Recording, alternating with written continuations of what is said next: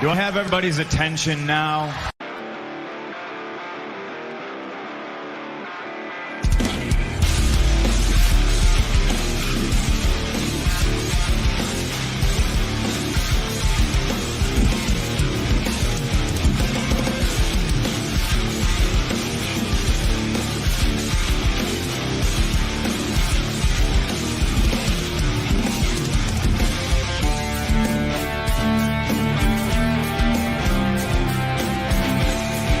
Welcome to the Wrestling Wrap-Up with Michael and Aaron, where we take the top headlines and most important moments in professional wrestling history, and we examine them right here for you, the fan.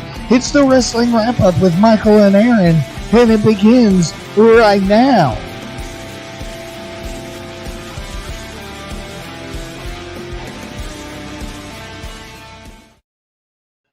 Good afternoon, everybody. It's your boy Money Mike coming at you once again live from the Podcast Network 49 studios, getting ready to do a little bit of In Your House Final Four review. Of course, we want to let you know if you do like the show, go ahead and throw us a subscribe on YouTube, like the page and share the page on Facebook. And of course, if you listen to us on Spotify, iTunes, anywhere you get your stuff, go ahead and throw us a 5-star review and subscribe to us. But with that being said, man, a wonderful weekend for wrestling. I say a wonderful weekend, but sorry, had a hair in my mouth. Anyway, I say a wonderful weekend for wrestling, but we'll talk about that monstrosity yesterday here in just a moment. But with that being said, I'll go ahead and bring on my co-host, Mr. Aaron. Aaron, how are you doing today? Hey, man, I'm doing good. How are you? Hey, it's another day in paradise, brother. Man, I tell you what, that we'll get to it in just a moment, but wow, that was some interesting decisions they made yesterday heading into WrestleMania. That was 3 hours of my life. I think I texted you when it was over and said I wouldn't wish that upon my worst enemy. That was one of I'm going to go so far as to say, for me personally, one of the worst wrestling shows I've watched in years. The matches weren't great. The decisions were pretty piss poor. It's not that they were bad. It's just they were all so predictable. Like, you knew who was going to win every match. And it's just like, come on, I don't understand the point of it if you already know who's going to win. I mean, it takes the fun out of it. And then the main event was just a clusterfuck from hell. And Well, I mean, and then you look at it, and of course it is, there's ways around it, and we'll talk about it in just a moment when we get to our Elimination Chamber wrap-up. But there was ways around doing what they did. They don't have to do what they're now doing in the main event of WrestleMania with it being title winner take all. I don't necessarily agree with that, but we'll get to that in just a moment. Let's go ahead and start off with the huge news this week. Cody Rhodes has left AEW. Obvious first question, do you think he's heading to WWE? Do you think he's taking some time off? What do you think's going on here? Well, I don't know. You see, my first initial thought was, yeah, obviously he's going straight to WWE, but I don't know. I just don't know that would make any sense for all this shit he's talked about WWE for the past 4 or 5 years. And the fact that he knows how it works there, he knows he's not going to go to WWE and be a star. They're not going to let him. They're not going to let Cody Rhodes be a major star. So there's a lot of rumors online that I don't normally always believe these things, and maybe this isn't true, but I'm hoping it's true. Where this is some kind of work. This is some kind of bring Cody Rhodes back in as a heel kind of thing into AEW. I definitely don't think it's a work. I definitely think he is going to WWE. And I'll tell you why. Remember a couple things. Vince McMahon, all the shit we give Vince McMahon, he's a smart individual. He's not going to bring back the Stardust character. He's not going to have Cody be dashing Cody Rhodes again. He's going to bring in the American Nightmare version. Now, of course, they're going to repackage it to a name that they can use. But we're going to see the same Cody that we saw on AEW on WWE TV. I think we're not far away from a Cody Rhodes run with the title. I'll be honest with you. I'm one of the in the minority saying this, but I think if they do it correctly and they protect him, we're not far off from a Triple H versus Cody match. And the reason why I say protect him, obviously it's going to have to be like a tag team scenario or something where Hunter is majorly protected, a lot like they do for Jerry every time Jerry gets involved with anything. Shit, Jerry still fucking wrestles every weekend, and Jerry about died in Canada a while back. So I don't buy that Hunter's done unless Hunter wants to be done. But yeah, I'm all aboard the WWE hype train here. I think he's going back. I think he's going to be very successful. I think that what it comes down to, I think it does come down to creative. Look at who his father is. His father was very driven to be, the lead creative guy. He was the creative force behind Ric Flair, the Four Horsemen, that great NWA run in the late 80s, early 90s. I think it makes too much sense. It fits like a glove. Well, first off, I didn't say he wasn't going. I said I hope he doesn't go because you have a lot more faith in Vince McMahon than I do. I have no faith in that guy. I'm not saying he's not smart. He's a freaking genius. But he also knows that he can be very vindictive when he wants to be too. And let's not forget what he did to Cody Rhodes' father. He put him in yellow freaking polka dots and gave him some overweight fan to be his manager at ringside. It's not like he treated Dusty great. The only time Dusty loves Sapphire, though. Let's be honest here. He didn't love Sapphire as a person. I'm saying that was not the American Dream Dusty Rhodes. That was Vince's vision of it. And it only lasted a year and a half, and Dusty said, screw this, went back to the NWA. Well, the other thing Go ahead. The other thing you got to realize, though, is we were never going to get the NWA Dusty on Vince's television anyway, because the NWA Dusty is wrestling, not sports entertainment. Right. But that's, again, I'm simply saying I don't trust Vince McMahon to do right by Cody Rhodes. And you're talking to somebody who honestly is not the world's biggest Cody Rhodes fan. I get why he's so popular, and I don't dislike him. But I am saying I have a lot more love for Cody Rhodes than I do Vince McMahon, and I do think at the end of the day, and I hope I'm proven wrong, but I don't trust Vince McMahon to do the right thing by Cody Rhodes. I just don't. When he first gets there, yes, they will push him to the moon. When he first gets there, they will make a big deal out of it, and it will be huge. But what's going to happen a month or two down the road, or 3 months down the road? I mean, all these NXT guys, when they debut on WWE on the main roster, they get that same treatment. They get pushed to the moon for a little bit, and then they're just gone. Look at Keith Lee. So I just don't. Well, I mean, when you look at it too, though, Aaron, I want to point this factoid out too. A lot of people are making a bigger deal out of this whole AEW lost Cody Rhodes thing and so on and so forth than what I truly believe it is. Now, I'm not the biggest, AEW's in competition with WWE. AEW, whether you like it or not, and people are going to hate me for saying this, but is light years behind WWE as far as making profits and all of that. Like, if AEW's not operating in the red, I'm shocked. It's probably because for the majority of the past 2 years, they've kept costs pretty low by the way they operate their television.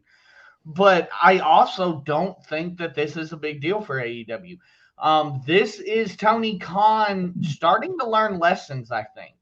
Tony is, for lack of a better term, Tony's a money mark. Tony is a fan that just happens to now have enough funds to run this business that these guys want him to run. Otherwise, we wouldn't know Tony Khan's name at this point. I'm going to be 100% honest. That's my opinion of this. I think that's a lot of the reason why Cody left. I do think that it does have to do with that. More money than anything. But this is also a smart move by Tony to let a guy go. Next up needs to be Christian, Sting, Mark Henry, Big Show. I'm going to leave Arn Anderson in there because Arn could potentially help out backstage. But those four right there, and I'm going to throw a fifth that a lot of people, again, are going to hate me for. CM Punk. 5 people that I think he should be looking to get rid of, or at least downsizing their contract. Oh, he's not going to get rid of – no. He's not going to get rid of CM Punk. He's only been around for 6 months. Bob, right? But let's be honest, in those 6 months, what have we learned? All Punk has left is a promo. In ring, once that bell rings, name one match he's had that's actually been like, oh my God, memorable. A lot of his matches, though, aren't necessarily – I mean, look, you're way too hard You're on making CM excuses. Punk. You're making excuses. I'm not making excuses. At the end of the day, CM Punk could stay or go. I could care less because I don't watch AEW all that much.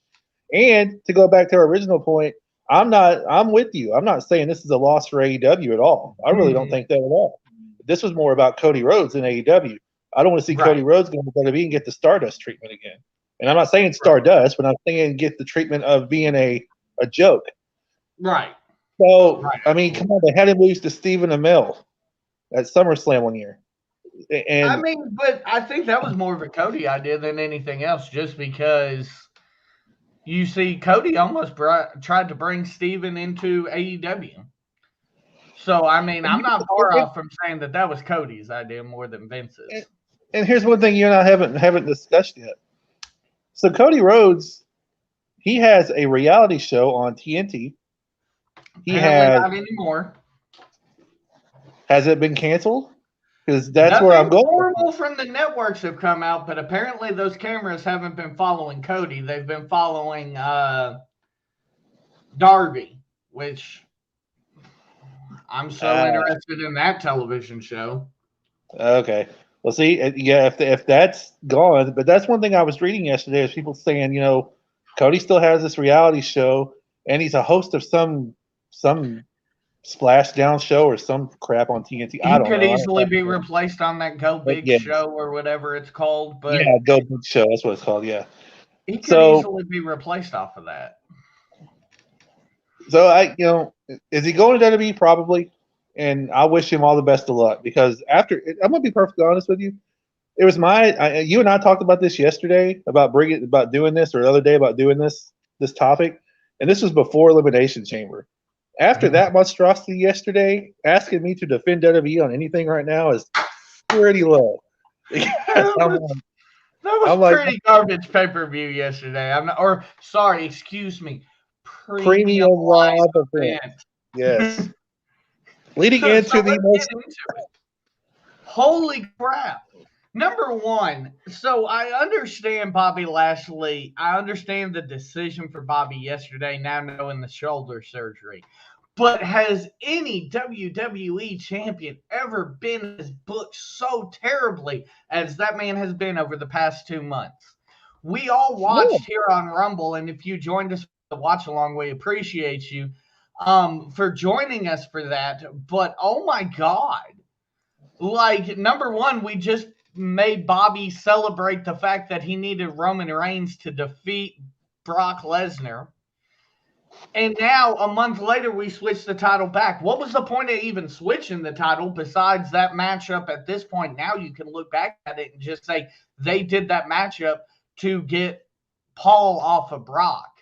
And what was the point of even having Bobby in there at that point? Switch it to Miz. For the love of God, switch it to Miz. What would it have hurt? What would it have hurt to switch it to Miz for a month? Oh, Miz, the same guy who got beat up by Dominic Mysterio yesterday. That was the first moment where I said to myself, and that was on the pre-show, this is not going to be a good day. When the Miz and Rey Mysterio had what was honestly a pretty damn good match going back and forth, and then he got robbed by Dominic Mysterio and then beat up by Dominic Mysterio when the match was over. And I'm like, holy freaking God. But anyway, sorry, I had to get that out real quick. But you're fine. But no, yeah, I feel so bad for Bobby Lashley. And then the next night on Raw, let's not forget the next night after the Rumble, or 2 nights later after the Rumble, when they had MVP basically pussy him out of a match. And Lesnar was then calling his punt card in the ring. And then they had Bobby. I can understand having somebody like Miz, or smaller guy, back down to Brock Lesnar. But you had this big beast like Bobby Lashley just get scared and back down and leave the ring. And I'm like, why? You don't need to do that. That's stupid. I completely agree. I Bobby don't know. Lashley over the past 30 days has been mind blowing. And then you add on top of that now the other issue that I do not like. A lot of people are going to dislike me for saying this. The wrong person won the women's elimination chamber. I Yes. think at this point you're killing your ability with what you have with Liv Morgan, or why not Alexa? At this point, I'm sorry, why not Alexa? She's coming off of getting off of the Fiend gimmick. She's probably as hot as it comes right now, as far as people talking about her and everything because of her return. Alexa Bliss should have won that. Instead, what we're getting Bianca Belair versus Becky Lynch. And I'm going to be honest with you, when Bianca Belair wins that title for the second year in a row, it's not going to be as special for me this time. And I thought you and I were going to be on complete opposite ends of the spectrum on that one. I thought you were going to be so. I'm sorry, Bianca Belair. I got the infatuation at first. She's very athletic and she's got some cool moves. I'm just not as big into her. I never really have been. But I was excited to see her win last year because it was different. And, they had a hell of a match with her and she and Sasha Banks. But when she came into the Rumble, or into the Chamber, I'm like, oh, God, please, please. And here's another thing about that Chamber match. It lasted 17 minutes. 17 minutes. These Chamber matches are supposed to go at the very minimum 20 because the whole point of them is every 5 minutes a Chamber pod opens. So that's 20 minutes right there. They opened these pods at like a minute and a half a piece or something. And once all the women got in, the eliminations happened left and right, left and right. It's like they decided, instead of just making this a 4-hour show, which thank God they didn't because I couldn't handle another hour of that. But they squeezed so many matches into this show that they all had to be shortened. And I don't, those women, to be honest with you, the match wasn't bad. But I felt bad for the girls in it because they were working their tail off trying to put something good together. But they were just so constricted with time that it was just, it was pointless. And then you're right. There was no way Bianca Belair should have won that thing. I was hoping it was Alexa Bliss. I'd have been perfectly fine with Liv Morgan. I'd have been okay with Doudrop. I'll even throw another name out there that seems like she's getting pushed to the back for God knows what reason, but Rhea Ripley. Yep. At this point, like, Rhea had all this momentum, and then it's just boom on her face. You look at. I'm not mad at what they did with Ronda, because I look at it through the scope of, okay, we're just keeping Ronda busy until WrestleMania. I'm not mad at what they did with Becky, even though I think that should have been the WrestleMania match. Whoever the Saudi person is that funded this thing probably paid a pretty good amount of money for that matchup. And I'm not even mad at the Roman Reigns Goldberg situation. What I am a little frustrated with that situation is because we didn't get a follow-up to the terrible finish at Royal Rumble. And now you can call it a terrible finish because even with the DQ, you did nothing past that. So now we got Brock and Roman. The DQ was pointless. You should have just let Roman win. I agree. To go back to the real quick, the Roman Goldberg match, I was honestly the least excited for that match. And then when the bell rang, it lasted maybe 6 or 7 minutes, if that. But it was some of the most intense 6 or 7 minutes. I actually thoroughly enjoyed it. They beat the holy hell. It was like that WrestleMania a few years ago with Brock and Goldberg, where the match lasted less than 10 minutes. But it was my favorite match of the whole WrestleMania because they just beat the living hell out of each other for that amount of time. And there was no letdown. There was no rest move. It was power move after power move after power move. And that's what Roman and Goldberg did yesterday. They fought outside the ring. They used the guardrail. They used the ring. Goldberg hit a couple of spears. So for all the Goldberg fanatics out there, he didn't get just crushed. He hit a couple of spears and hit a couple other moves here and that. Roman let him get a lot in, honestly. And then the fact that Roman beat him, choked him out with the guillotine. He beat him. Think about this, Michael. He beat him with a move called the guillotine in Saudi Arabia. That's hilarious. I didn't even put two and two together on that. That's hilarious. So I by the way, before we move past Roman and Goldberg, I do kind of want to bring this up. Yes, his contract expired yesterday. Somebody take Tony Khan's debit card or checkbook and hide it for the love of God, because that is the absolute last thing, but the most Tony Khan thing that he would do. Yeah, I agree. Somebody ground him from his checkbook for a few weeks until Goldberg re-signs his deal, because you know will. At least we know Vince, even though Vince might put a title on him, at least we know Vince will like take him out of that situation within a month or something. No, we'll get Goldberg on live television every fucking week with Tony Khan. And he'll knowing Tony and knowing the way he's putting these people together, instead of Taz being Hook's guy, he'll probably put Goldberg with Hook. And fucking Hook will be his fucking manager or whatever. Like, good Lord. There was a moment. I saw this on Twitter after the show, and it was perfect because I felt this way. When Goldberg hit that first spear yesterday, that was the only moment where, well, actually, when he hit both spears, when he hit the first spear was the first time, and then the second spear was the second time, where I thought to myself, holy God, Vince is going to do it again. I mean, there was a split second, just a split second. But the fact that there was even a split second of thinking that shows what Vince has done over the past few years. That's scary.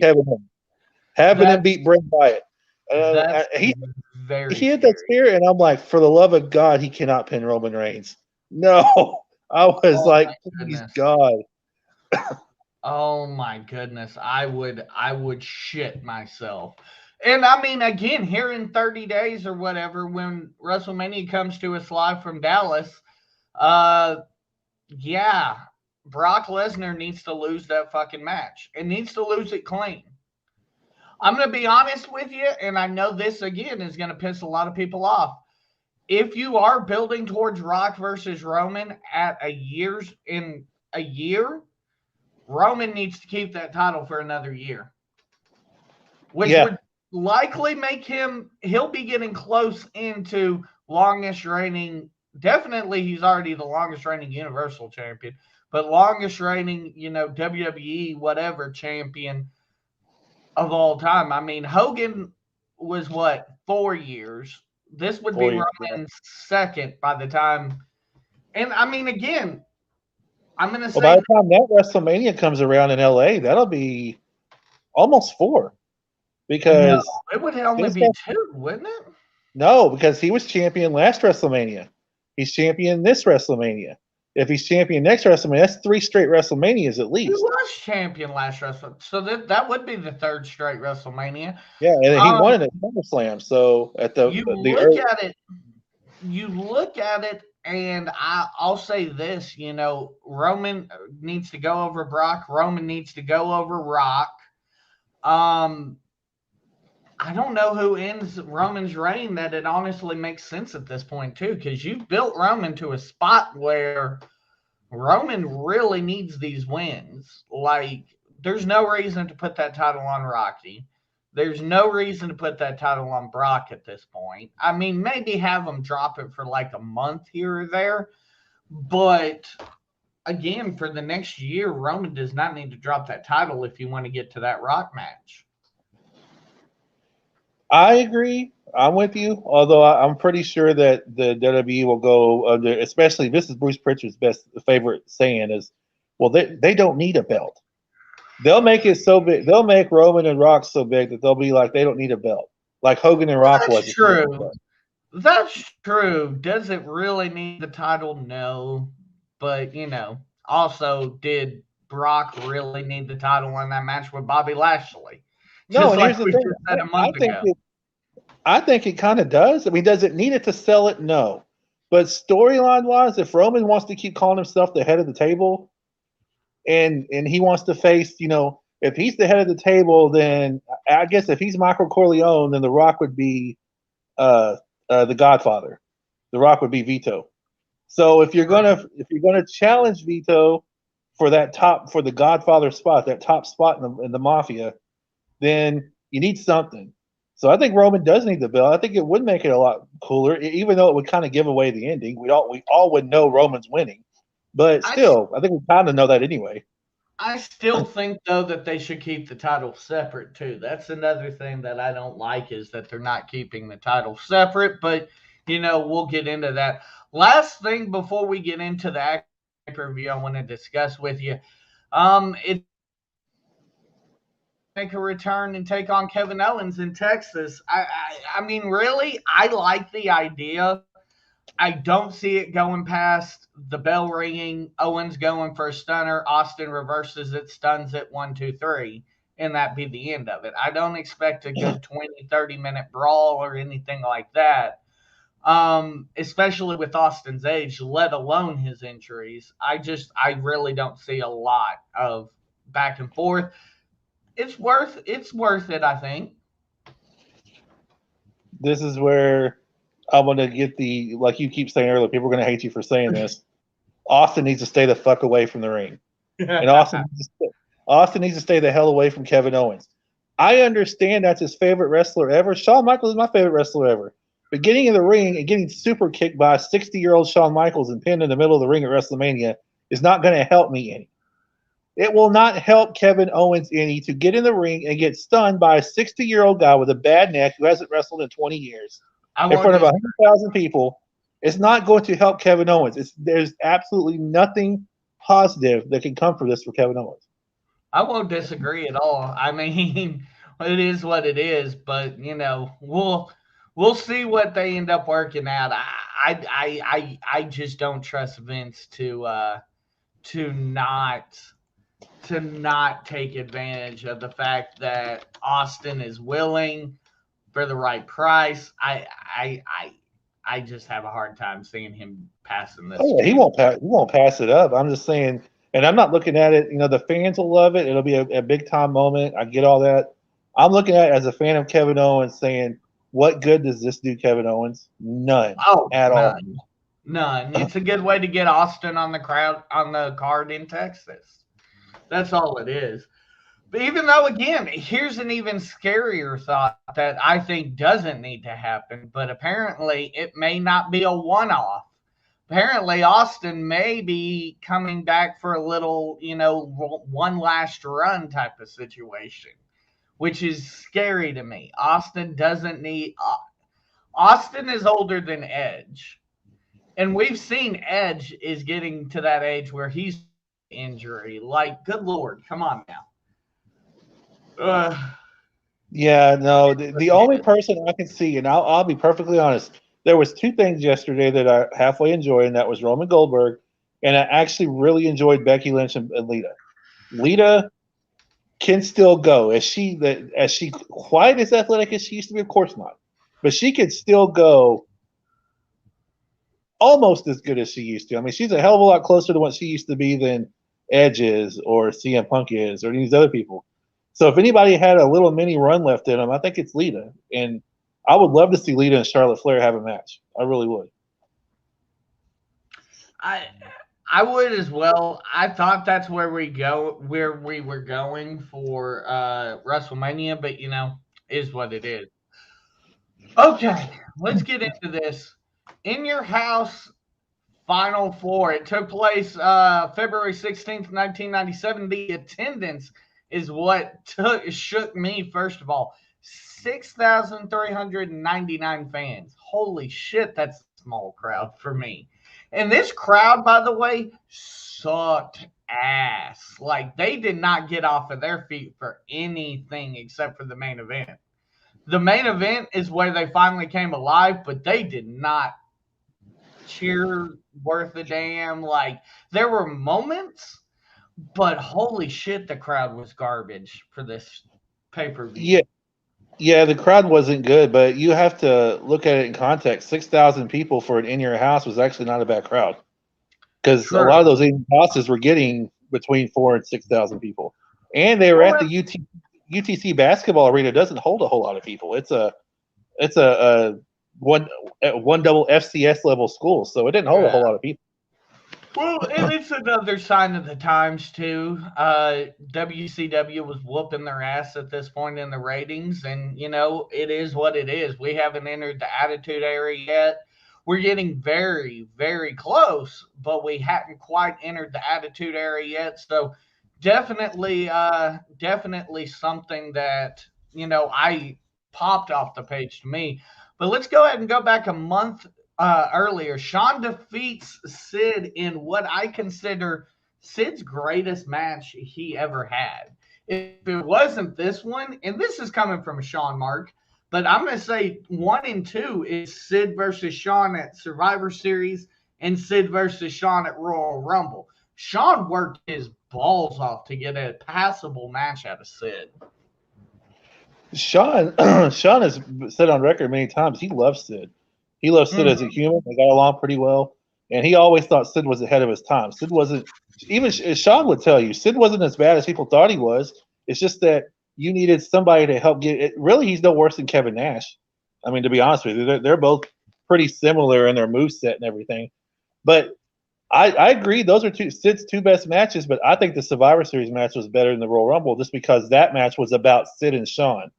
Whereas the rematch was all about Jose Lothario getting hit with that camera and his son at ringside and blah, blah, blah, and stuff that I personally didn't give a crap about. I didn't care about Jose Lothario. Jose Lothario was the worst thing to ever happen to Shawn Michaels' career. I swear to God.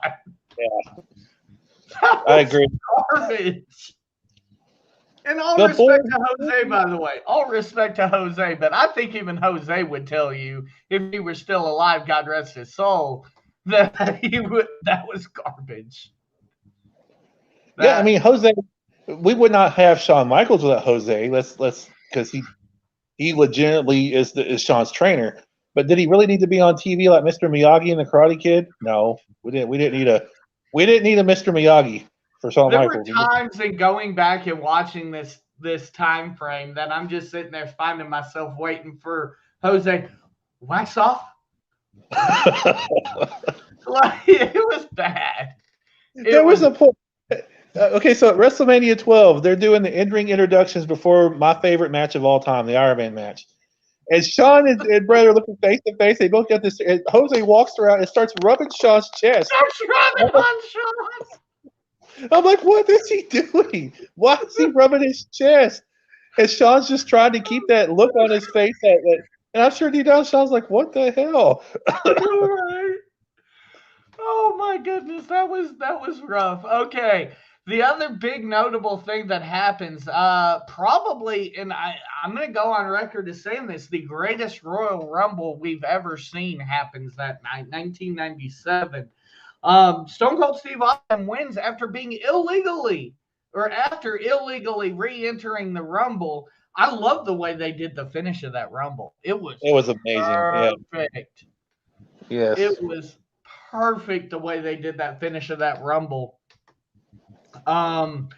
Again, even without the surprises and everything, which now we've been spoiled to the point that the 97 Rumble, if the 97 Rumble occurred in today's time period, people would say it was terrible and there wasn't any surprises because we've been conditioned. But that was really the best Rumble I've ever seen in my life, because it was all built around Austin. We got Austin to that, Austin was here, and here's where that mega atmosphere is, and we got him here, and then, of course, WrestleMania 13 just we found a whole new area. But, I mean, like I said, I'm going to go on record. Greatest Royal Rumble I've ever seen. Best Rumble finish I've ever seen. It was so creative. Having Foley and Terry Funk battling on the other side so that the refs didn't see Austin get dumped. And then you see Brett dump everybody else and Austin come in right at the end. Boom! And taking them out. It was perfectly done. I completely agree. I think it's probably the best Rumble might be overall, the whole show was an amazing Rumble. You had Vader beating Undertaker in a shocker, pinning him clean in the middle of the ring with a Vader bomb. And then, well, I wouldn't say clean. I guess Paul Bearer interfered, but I mean, he pinned him 1, 2, 3 after a Vader bomb. And Ahmed Johnson and Farouk, Ahmed Johnson's a joke, but he and Farouk had a pretty badass, like, street fight kind of match going on. And then the Rumble, like you said, was the greatest Rumble match ever. But here's the one thing that I didn't even think of until I watched this pay-per-view. But really, it should have been the final 5 because Glenn Jacobs was in there. It was Glenn Jacobs. After Austin got thrown out, he wasn't one of the final 4 technically. It was Fake Diesel, Vader, Undertaker, Bret Hart. Those were the final 4 true, legally true. in the By match. legal standards, true. Not that we were going to see, Fake Diesel in the main event, but I mean, just saying, Glenn Jacobs was technically one of the final 4 in the match. Right. Okay, so the only other show between Royal Rumble 97 and this show that we're about to go over, Thursday, Raw Thursday, or the only show of consequence, I should say. Let's start off with the elephant in the room. Shawn vacates this title because he lost his smile. Many believe that he didn't want to drop the title to Bret in the main event of WrestleMania 13. First off, do you buy the knee injury? And second off, do you think it was because he didn't want to drop the title to Bret? Yes and yes. Oh, you're killing me. I just retained my spot as the #1 Shawn Michaels fan. Anyway, continue. No, let me explain. I believe he was hurt. Yes, I do believe he was hurt. But he just went on record himself as saying he didn't want to drop the belt to Bret Hart at WrestleMania 13 because of the mindset he was in at the time. I mean, as Shawn, let's face it, you and I can argue about that back and forth the rest of our lives, but he is a completely different person now. So he looks back and he says a lot of things, talks a lot about that Shawn Michaels. I'm going to be honest, I miss that Shawn Michaels as a fan. I understand what he was going through personally, but in the ring, I miss that Shawn Michaels. That didn't give a crap, arrogant, conceited, cocky Shawn Michaels. I loved that guy growing up. He was my guy. But he'll look back and say, "Yeah, I didn't want to drop the belt to Bret. I hated Bret. I didn't want to lose to Bret." And there was a whole lot of stuff going on between them at the time. That was when it really started to kick into high gear. Was around this time, that bitterness. Because at WrestleMania 12, they've both said themselves there was no animosity at that point. They were still – Bret wasn't happy dropping the belt, but he wasn't upset to drop it to Shawn. He just didn't want to drop it at all. But by the Royal Rumble 97, that's when the heat started to really happen, at least according to them two in their face-to-face interview they did a few years ago. That's when the heat started to really build up between them. And, yeah, Shawn didn't want to drop the belt. Do I think he was hurt? I do think he was probably hurt because Shawn was always hurt because of the way he wrestled. His body was never 100%. But was it enough to drop the belt? I don't think so. So I'll say this much. Do I think that it's possible that that's where they were going? Yes. Just looking at everything, I think Bret winning the Final Four that night, I think that that's where they were going. #1, I think that the WWE and the wrestling world owes Shawn a level of thanks for not dropping that title to Bret Hart at WrestleMania 13 because we wouldn't have gotten the amazing submission match that we did if that would have been the plan.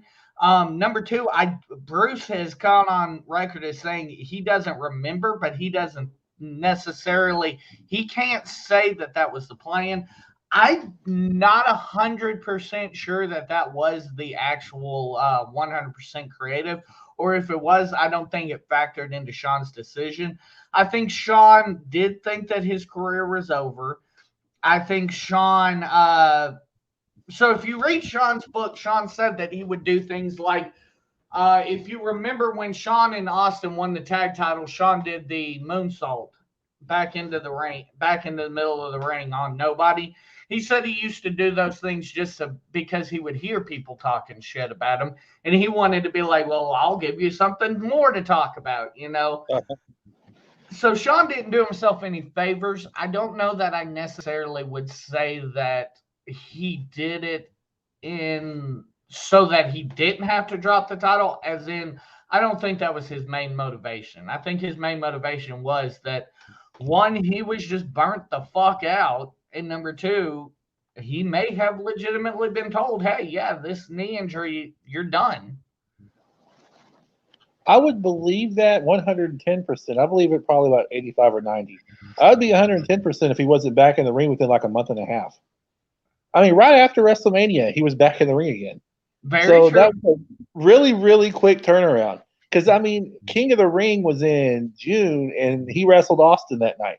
And they were Yeah. already tag champs. So he already started wrestling before that.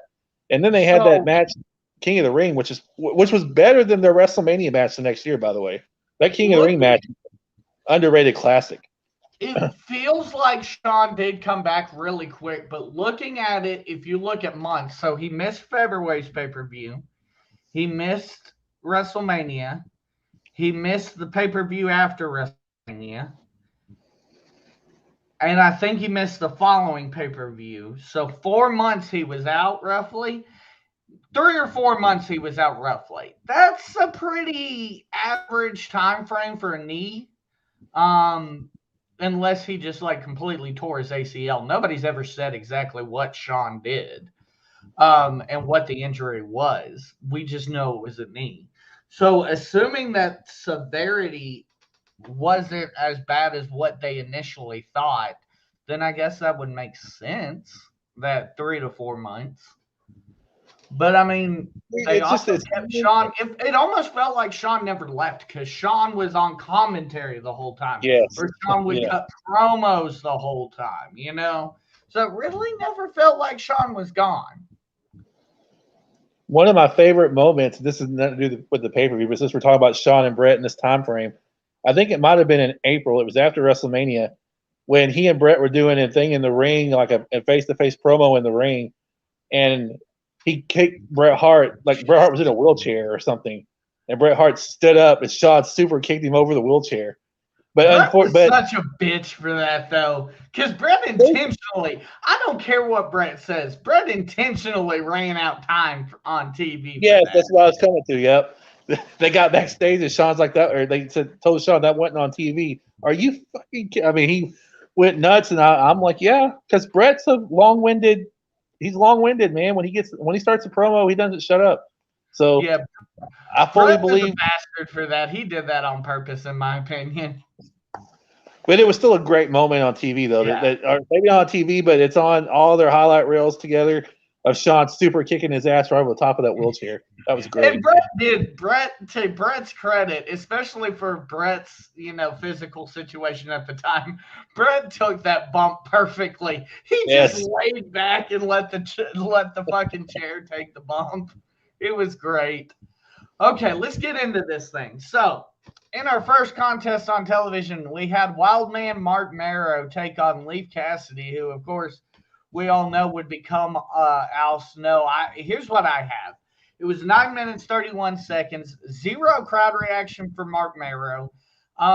He got some beautiful arm drags there in the beginning. I loved the aggression from Marrow slamming Cassidy's head against the canvas. I thought it was a little weird during this time frame for Sable because she was just now starting to really get involved. Like this was like 2 weeks after, and I don't know why, but this really sticks in my mind. The Skydome show, the Skydome Raw, where she like kicked Undertaker in the rib cage. Like that sticks in my mind. This was like 2 weeks after that. I don't know if you picked up on this, but Miro really seems to be starting his whole fascination with Sable and people not fucking with her during this time frame as well. I like the aggression from Cassidy during the heat. He was much better talent. He was a much better talent than Miro, and I think this is a great match to prove that. The crowd obviously was more into Sable. The match went way too long. Mark Marrow's shooting star press was always one of the most beautiful ones that I saw. Overall, the match lacked a lot in times, and it lacked just about any heat on anything that didn't involve stable. So I gave it 2 stars. Wow. So this is just for anybody watching that knows we are going to completely disagree on everything but the main event in the show. Apparently, Okay. I didn't think it was that bad. I mean, it's the opening match, and it's not their fault the crowd wasn't into it because they were working their ass off trying to get the crowd into it. Like you said, that crowd was just awful. Yeah, There was nothing going to get that crowd into that show or into that match. Except for Sable. TNA. Except for Sable, which again proves my point. That's why I don't want to sound sexist, but unless the women are in the ring wrestling, which I'm not against, there's some badass women wrestlers out there, but unless they're in the ring wrestling, they don't need to be around ringside because nobody cares about anything going on in the ring. Mm-hmm. Unless it's like Luna Vachon or somebody, God rest her soul, or somebody that's not eye candy. But Sable at that time was definitely eye candy, and that's why everybody was into her. And Mark Merrow, I never thought was good, but I always thought was not awful. And like you said, his shooting star press was probably one of the best ever. It was a thing of beauty. And Al Snow proved to me, which I already knew, but he was like you said, Mark Merrow was hitting arm drags. Al Snow was doing some good mat wrestling, trying to keep Mark Merrow down on the ground. It wasn't the greatest, but it wasn't awful. I gave it about 2 3/4. But I didn't think I wasn't bored with it. You were bored with it, but I wasn't ever bored with it. We're not that far off of each other though, so not terrible. I don't think it was terrible. I think that Al Snow definitely outshined Miro in this case. What Vince McMahon did not see in Al Snow, especially after this one, he was so high on Mark Miro. So high on Mark Merrow because of what Johnny B. Bad was in WCW. And for him to not see this matchup and think that Al Snow was the better competitor, I don't know. Because Al was still a jobber for another 2 years after this. Insane. But, this was the best match that Leif Cassidy ever had. I mean, touche. So let's go ahead and get into the next one. This one was a little odd for me. The Nation of Domination versus Flash Funk, Bart Gunn, and Goldust. So we talked about, let's wait on that one. The next one I have is a review of Shawn's speech vacating the title. And I remember, you can give your thoughts off of memory. I know your notes are missing, but what I said on this one was I remember actually crying. Like I was inconsolable when I watched this on the Saturday morning shows. I thought it was the end of Shawn's career. I thought it was over.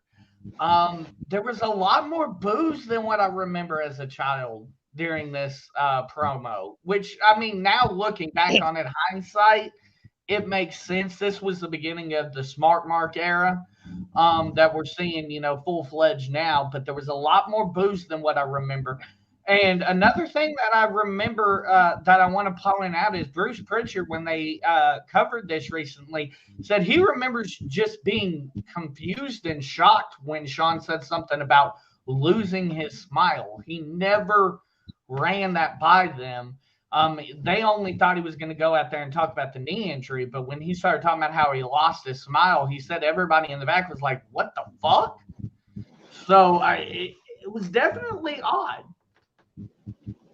That was, and this is, I saw this somewhere with an interview with Shawn. His mother had told him that you haven't been smiling much lately. You haven't been smiling a lot, and he said that's where he came up with that idea. And he even mentioned not telling anybody about it. He just said it. Vince was standing right next to him in the ring, but he just said it out loud and said, "I don't care if it's popular or not, but I lost my smile. I got to go back and find my smile." I love Shawn to death, but that was somebody said that was either the most creative way to drop a title ever or the worst way to drop a title ever. There was no in between. Right. It was either the most creative or the worst. Right, I would agree with that.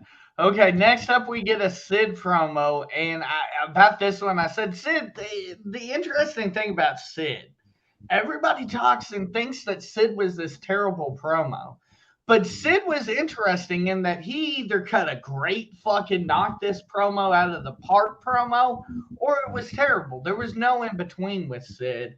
In this case, I think this was a great promo that he cut here with JR.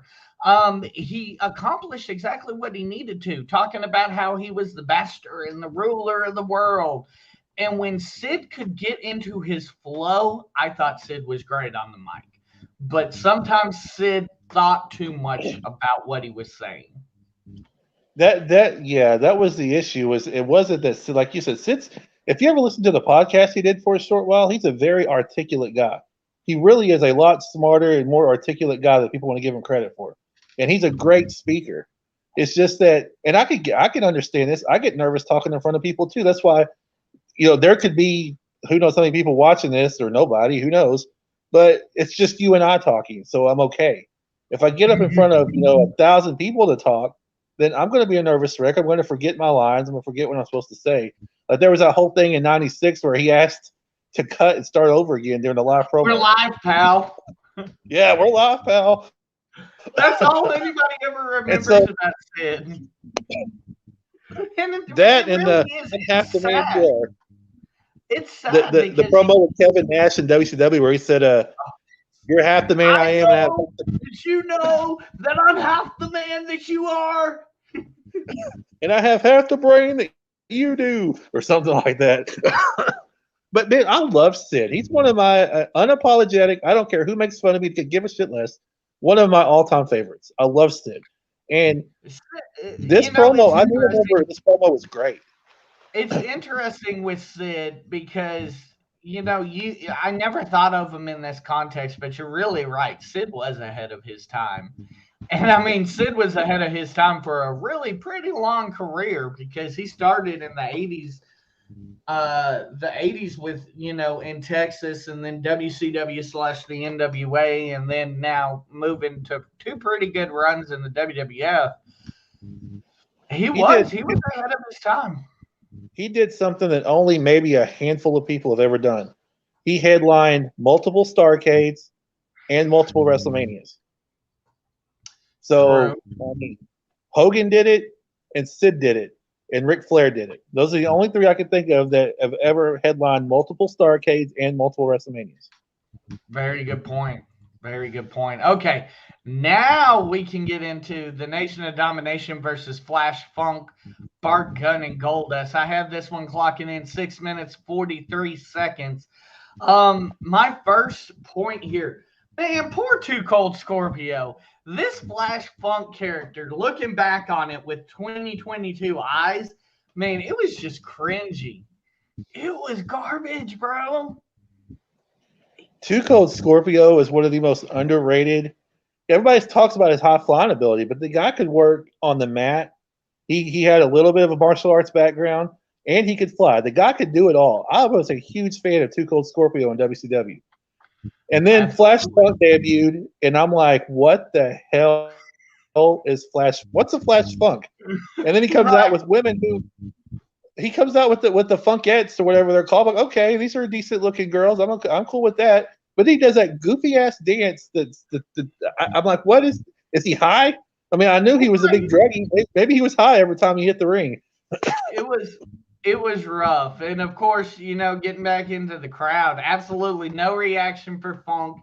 And the same situation for Bart. I'm not sure why Bart never really got over. The guy had everything you would think would get him over with fans. He just, I'm going to give it charisma. He just lacked one thing, and that was charisma. It's sad too, because I think he's probably better in a lot of ways than Billy Gunn. And it's just Billy had, like you said, Billy had the charisma. He had the it factor when he hit the curtain. People gravitated towards Billy, but Bart was way more of a badass. You remember that god awful brawl for all, right? But at the end of the day, as bad as the brawl for all was, Bart Gunn knocked out. Was putting people to sleep. Yeah, he was knocking people the hell out. And I think had the whole Butterbean thing not happened, which is I still believe, this is one conspiracy theory I do agree with, that was Vince Russo being a little bitch because he didn't want Bart Gunn winning it. And so when Bart Gunn won it, he put him in the ring with that overweight jackass Butterbean, who I've seen in interviews is such a prick, and Butterbean knocked him out because Butterbean's a legit fighter. Bart Gunn's a badass. Bart Gunn was a badass, but he was not a boxer per se. He was able to knock people out, but Butterbean was a trained professional boxer, so it really wasn't a fair fight. And Agreed. And that was what ruined what could have been maybe a push for Bart Gunn until that happened. So I've got two I feel like they're hot takes. I think that this era of Goldust was so good. He knew his character and he went with it for sure. I think that 95 and 96 and early 97 is the best run that Dustin had with this character. And the other thing, the Nation of Domination was so ahead of their time. And PG-13 is the thing that people forget about the Nation was PG-13. And honestly, it fit like a glove. PG-13 was such a great choice with them. That rap entrance for the Nation of Domination was freaking incredible. It's still watching. I'm not gonna lie. It's making me sound crazy, but watching it the other day, it still gave me goosebumps because the lyrics that they came up with, whoever came up with, fit perfectly for the group. The beat fit perfectly. It felt like one well-oiled machine. I love Degeneration X, but I still think the Nation of Domination was the greatest faction they ever had. Very true. Just my opinion, but I think if you add in all the stars. The Nation was another one so ahead of its time, and thank God that Vince McMahon honestly let them go. The Nation wouldn't be anywhere near television today. Let's be honest. Too controversial, but it was great. It was perfect. Finally, we saw, black men, getting some representation. Even though they were the heels, the stuff that Farouk would say, while true, you're like, holy shit, don't be saying that shit on TV. The shit about, why hasn't there ever been a black WWF champion? When you say that in 97, people are like, oh shit, he said that shit. Like, damn. He was really the first one on mainstream television to bring that up. So props to him. As far as the match goes, Flash had a nice spotlight for his big dive to the outside. I love Goldust's bulldog. I don't know what it is about his bulldog, but he has one of the sweetest looking bulldogs I've seen. A beautiful hurricane run off the top when those things weren't just, hey, let's just move on to the next move type of spot. The crowd seemed a little bit more behind this one, but they still seem to be sitting on their hands. I thought this one was where it was confusing for them to not be reacting. Farouk's badmouth was great. The hot tag to Bart, it was weird. You could see that they were trying to push Bart as a singles, but to not get that hot tag to either Flash Funk or Goldust made no sense. Nice power slam from Bart. I thought the finish was terribly executed. The ref turned way too soon. I give this one another 2 stars. We're gonna see. Okay, so for those, nobody knows this but you, but I've lost the notes that I had, so I rewatched part of the show this morning, not all of it, just part of it. Mm-hmm. And I did rewatch this match, and on second viewing, this match doesn't get nearly as much love as it did the first time. The first time I watched it a week or so ago, I'm like, this is pretty good. This is pretty good. My thing was I wanted to see, even though I love Goldust, I think they should have replaced Goldust with somebody else and made this a Nation of Domination ass-kicking squash, because they're building up to WrestleMania, which was going to be Nation of Domination against the Legion of Doom in a street fight. So you want the Nation, don't you not want the Nation to look as dominant as they possibly can? I think Flash Funk, Goldust, and Bart Gunn got way too much offense in overall.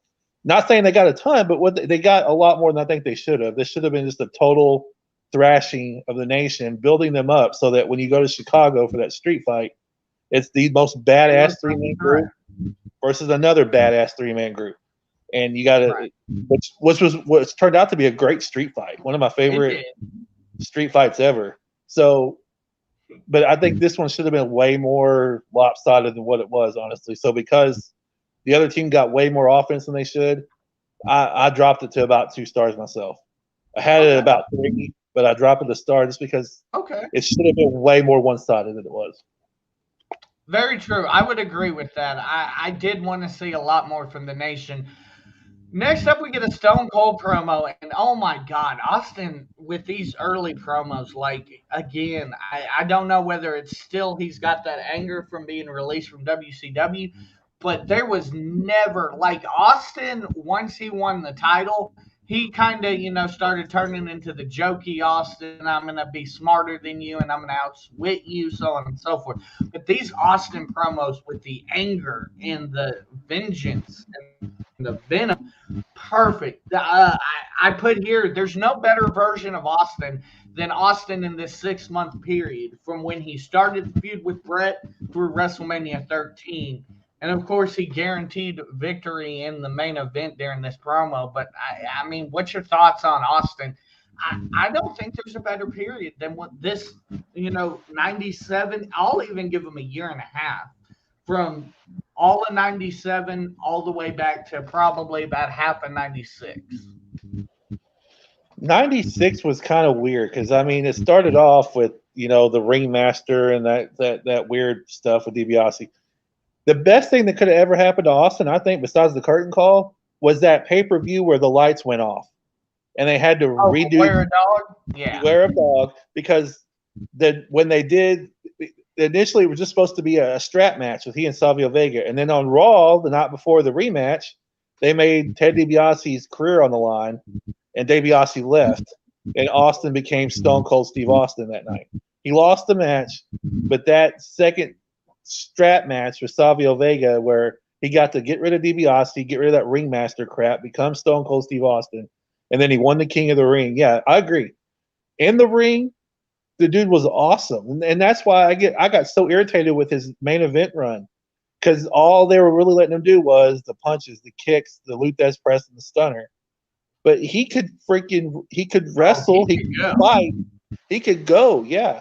And when he became champion, it was like, okay, we want you to cut all that back except the punches, kicks, and stunner. That's all we want you to do now. And like you said, the promos got a lot less violent, a lot less dark, and they were a lot more almost comedic in some ways. I mean, just wasn't as fun.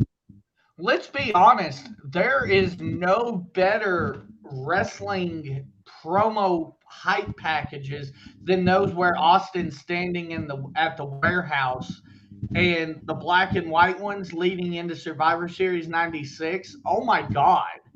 I freaking pop a half chub just thinking about them because they're so amazing. Like, they're great. Nothing better than that era of Stone Cold Steve Austin. And while we talk about nothing better than that era of Stone Cold Steve Austin, now we talk about two greats that were in their worst era of their careers. Rocky Maivia here defeats Hunter Hearst Helmsley for the Intercontinental Championship, a rematch from Thursday, Raw Thursday. I have my first little note here. The crowd gave Rocky a nice little pop coming out. They didn't seem like they were into the die Rocky die yet. It seems like they were still kind of behind them. Yeah, this is only like 2.5 months after he debuted. He didn't debut till Survivor Series. I don't think that whole die Rocky die stuff happened until after WrestleMania.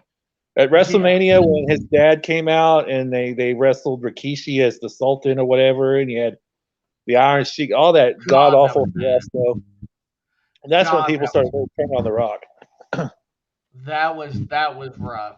I put nice basic moves accentuating what Rocky can do while keeping it simple for the young kid. One big thing that I did notice is Rocky was just vanilla. There was no real fire with him. All the matches thus far I put have really been slow. The crowd got behind Hunter at one point. You can still hear the kids chanting for Rocky, but really it seemed like the crowd started to get behind Hunter here. As much as everyone, including Hunter, hates this era from him, I actually think this era of while he was Hunter Hearst Helmsley was his best in-ring work. Promo-wise, obviously, he took it to another level when he became Triple H. But in ring, I thought his best work was during this time period. I love the old school high knee that Hunter used. I wish, he was still using that. I thought that there was a nice hope spot with the roll up from the original matchup. There was a little awkward timing spot in the ropes for Rocky with catching the kick from Hunter. Rocky's punches were definitely not what they would become when he was The Rock. I loved Rocky's crossbody. For as big as he is, he didn't look out of place on the top rope, and I kind of hate that he stopped going to the top rope. Goldust distracting Helmsley for the finish. Again, this is Goldust being great. You can totally tell though where they fucked up. You could totally tell that Hunter was telling Marlena where to stand for China. Like he was looking behind her. If you watch his eyes, he was looking behind her and kind of mouthing, "Okay, move to the left, move to the left," to get her in position for China to grab her. I laughed out loud with Goldust yelling, "Throw her in jail!" after he's laying over Marlena's body. I gave this one another 2 stars. Rocky Maivia was not it for me. I didn't rewatch this match this morning because I didn't want to change my mind on it, and I was afraid I might. So I went with 3, and I'm going to keep it at 3. But the more you talk about it, the more I can remember off the top of my head because it was pretty recently when I watched it. No, it wasn't great. But I feel like sometimes going back and looking at these early matches isn't fair because we have in our mind Triple H Rock from 2000. Very true. This was not only was it not that in the ring, but these guys weren't there yet either. I mean, Rock had only been in WWE for a few months. Hunter had only been there for 2 years. And he only really been wrestling for about 4 at this point. So I think he wrestled 2 years in WCW and then 2 years in WWE at this point. So they're both still really young. They're both still. I think Triple H might have been like 26 and Rock 24 or something. Yeah, they were both super young. Yeah, so I don't think it was terrible because I'm trying to look at it objectively from not where they became or what they became, because those 2000s matches were amazing. But I was trying to look at where they were at the time, and I'm like, it really wasn't. It was 2 young guys. This was Rock's second big pay-per-view because I think he was in the Rumble match, but he didn't really do the Rumble. So he had the Survivor Series and then this one. This was his first really big one-on-one pay-per-view match, so he's probably going to be a little nervous anyway. And then I thought a lot of the stuff, like I remember the crossbody being pretty awesome. Rock's always been able to do shit like that. He's such an athlete. He was such a great athlete. So I gave it 3 stars, and I'm going to stick with it. If I watched it again, I might change my mind on it, but I'm trying to just stay objective on what I saw the first time, and it wasn't great. It wasn't what it became, but it was good for what it was. And right, absolutely. Next up, Kevin Kelly interviews Vader and Paul Bearer. I kept this one short and sweet. I said I always thought that the pairing was weird, to say the least, of Vader and Paul Bearer. And Vader didn't do terrible on his promo, even though it seemed like he had marbles in his mouth and you couldn't really understand what he was saying in the first part of it. I could never understand what Vader was saying except it's Vader time in pretty much any of his promos. So it was really weird though. I can't get past the Vader and Paul Bearer pairing. That was always really weird. Like Jim Cornette was the perfect manager. Paul Bearer was like the "what the hell are you guys doing" manager for him. Yeah, I agree. It made sense. Weird. Okay, next up, one of my favorites on the card, 10 minutes and 30 seconds. Owen Hart and the British Bulldog defeat Doug Furnas and Phil LaFawn for the WWF Tag Team Championships. My first note is, now that I've grown up, I definitely laugh at the Bulldog and Owen when they're trying to one-up each other on their entrances. Like, Owen will sneak under Davey while he's flexing and stuff. Like, that shit's hilarious to me. Both of them are such entertainers. Probably my favorite tag team, like just for entertainment value purposes, if nothing else. and their matches were always so good. Like I agree with you. This is my second favorite match on the whole show because first off, LaFon and Furnace, I don't know what happened to them, but those guys were awesome. I thought in this match they were awesome. And then Owen and Bulldog they can have a great tag match in their sleep. That's how good they were. Oh, yeah. So highly entertaining, and I love Owen and Bulldog. God, I wish they were both still alive right now. Right, absolutely. A lot of people hate it, but I like it. One of the notes I have, I like it when Ross brings up the athletic background of the competitors. I think it adds depth to the competitors. That's like saying completely disregarding the fact that Roman Reigns played college football. Bruce Pritchard said that he hated that Diesel, when he won the title, Jim Ross would keep bringing up that Diesel played college basketball. Like, I understand that Diesel didn't play college basketball, but Kevin Nash did. But at the same time, I'm not stupid enough to think that Diesel is the person. Right. I realize that Kevin Nash is playing Diesel. I'm not stupid, Bruce. Yeah, that's Bruce Pritchard sometimes, and I like Bruce Pritchard, but sometimes his takes are kind of, I think he's purposely trying to get underneath people's skin with some of his takes. And that's one of them. Like, I don't always like it. Like, personally, there are times where Jim Ross talks and I'm like, please just shut up because I don't care. But then there were times where, especially with Doug Furnace, because he played football at the University of Tennessee. So it makes sense to bring him up there because he's debuting in his home state in front of the people he played college football for. So it makes sense. And he's the baby face. I don't agree. I don't really care if it's the heel, but when it's the baby face, it makes sense to me. Absolutely. I put that they had a sweet monkey flip pinning combination in spot. I loved that. Again, it struck me. Owen was so good at making sure his opponents were in the right spot to look great at what they do best. I'm never, and I'm still this way. I was never a fan of Bulldog's punches. They always look difficult. Like, he didn't look like he threw a punch like any human I ever saw. Beautiful teamwork from Bulldog and Owen. They literally seemed like they were all working as one unit towards a goal. Furnace and LaFon are so good themselves. They were massively underrated. I think it's finally time to acknowledge that Bulldog had the single best vertical suplex ever. He will never, ever be matched. I love how they continue to tease the dissension, especially knowing how it would end up in a couple months where they swerved us. The Hope spot was great and continues to show how important the title meant. You don't really see that nowadays. The go-to is to walk out on the tag belts and your partner and just not care. At this time, was there a more OP move than Owens and Zaguri? That thing always took everybody out since knocking Shawn out. And I wasn't sure about the DQ finish, so that's why it kind of took it off a little bit for me. I gave this one 3 stars. I gave it 3.5, and I agree. I didn't necessarily like the DQ finish, but they did it perfectly because Bulldog had, I think it was Furnace, maybe it was LaFon up for that power slam. You knew it was over. You knew once Bulldog hit that power slam, the match was over. And then Owen just coming in and clubbing LaFon with that slamming. Right. I don't necessarily agree that it should have been a DQ finish, but they played it off perfectly and they executed it absolutely perfectly.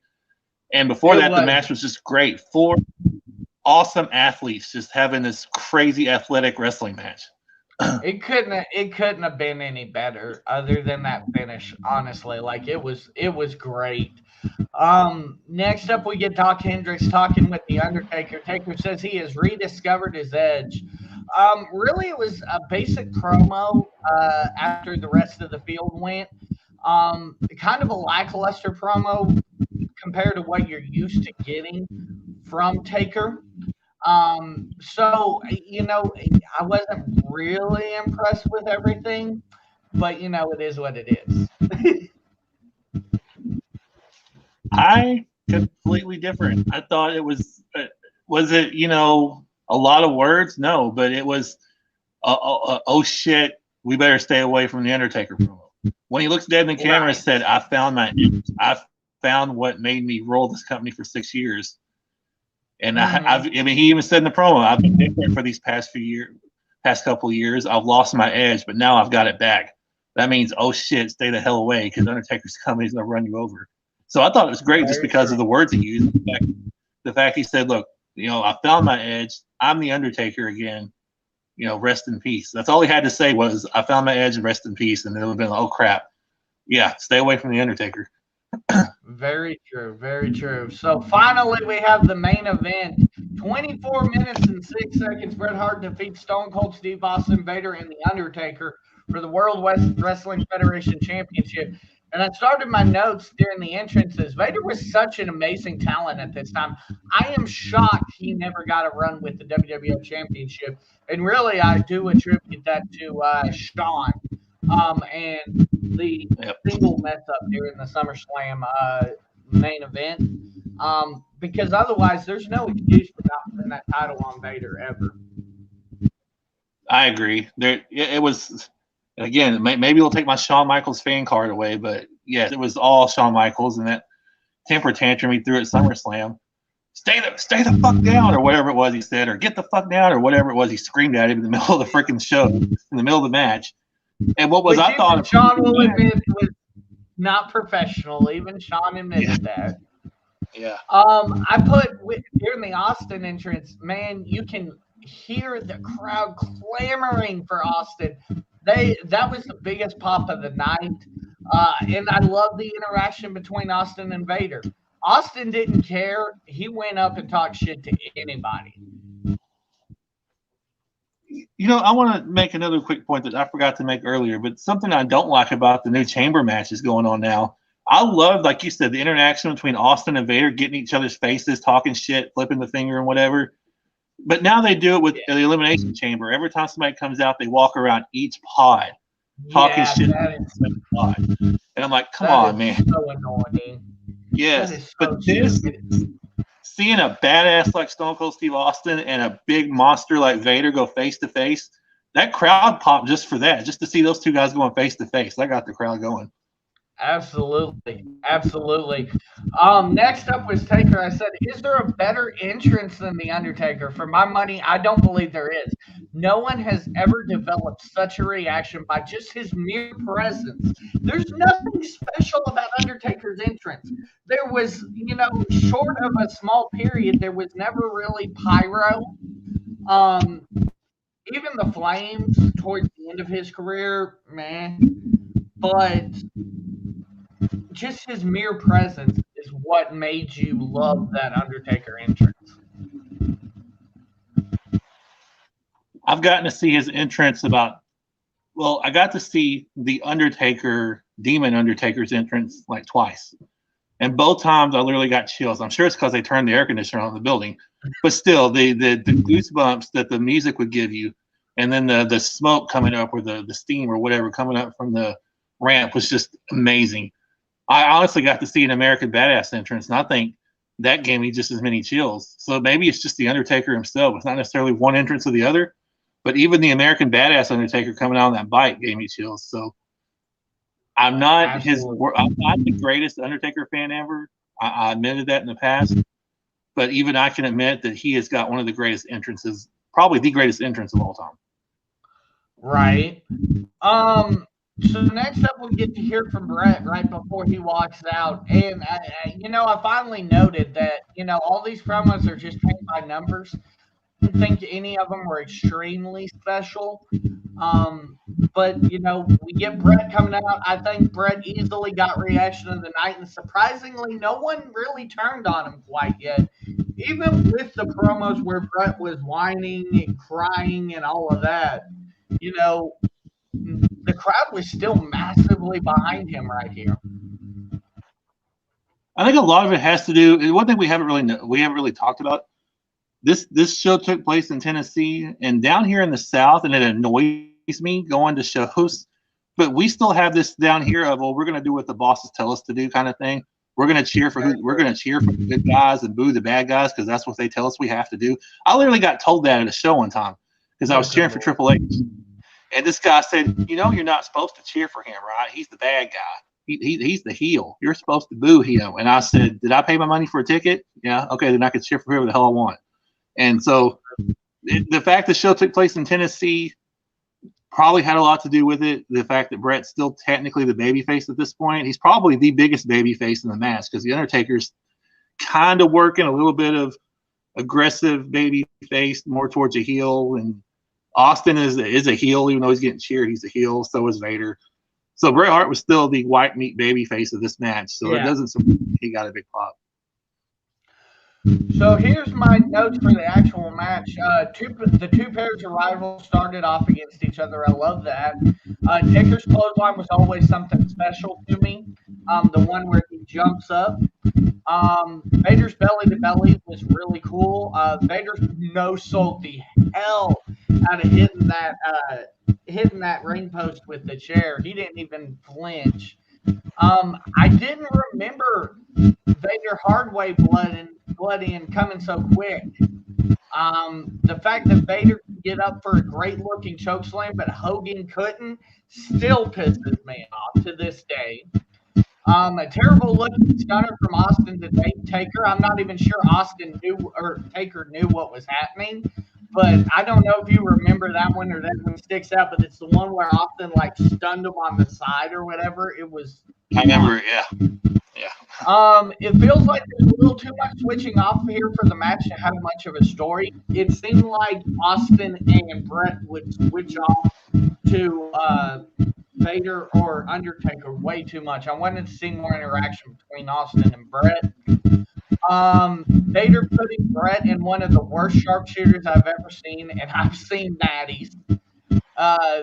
If Vader didn't have a mask, I would dare say Vader's cut would have visually looked better than Austin's at WrestleMania 13.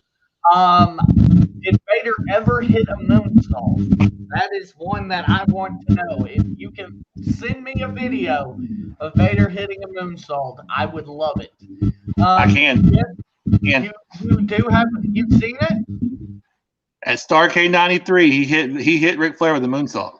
Well, I'll be damned. Flair kicked Flair foot on the rope because Flair won the match. So Flair got his foot on the rope, but Vader hit the moonsault. He also hit his mat. So quite a ways in, we got our first elimination when Austin tried to dump Bret. Austin being the first to be eliminated here is odd to me. I thought it was still visually amazing to see someone like Bret superplex someone as big as Vader. Taker preventing Vader from being eliminated made absolutely zero sense to me except to set up the Austin attack. Vader was eliminated by a low blow, and the crowd popped huge there. The crowd really seemed to want to see Taker win the title here. And then, of course, Taker was eliminated by Bret with an Austin distraction. I gave it 3.5 stars. Oh, wow. Lower than I thought you would. I gave it 4.5. I thought it was a freaking phenomenal match. And I popped last week watching it when Bret went up there to give him the superplex. I'm like, yeah, something's going to happen. Vader's going to throw him off. Like, holy shit, he got him up. Superplex to Vader. Holy crap. And yeah, that sharpshooter was awful, but it was still cool to see Vader putting Bret Hart in the sharpshooter. I still thought it was pretty cool just to see Vader attempting a sharpshooter on Bret Hart. It just didn't look good.